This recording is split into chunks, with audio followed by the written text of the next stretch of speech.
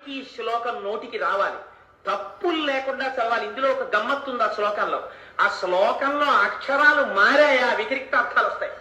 అందుకని తప్పులు చదవకుండా చక్కగా చదవడం నేర్చుకుని చిన్న చిన్న పిల్లల దగ్గర నుంచి అలవాటు చెయ్యండి.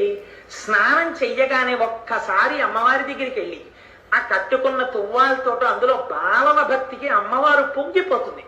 కూర్చుని అమ్మా శరజ్యోత్స్నా శుద్ధాం శశియుత జటాజూటమకుటాం వరత్రా సత్రాన స్ఫటిక ఘుటికా పుస్తకరాం సకృన్నత్వా నత్వా కథమివ సతాం సన్నిదదతే మధుక్షీరద్రాక్షా మధురి మధురీణా ఫణితయః అని రోజు అది చదవడం నేర్పండి.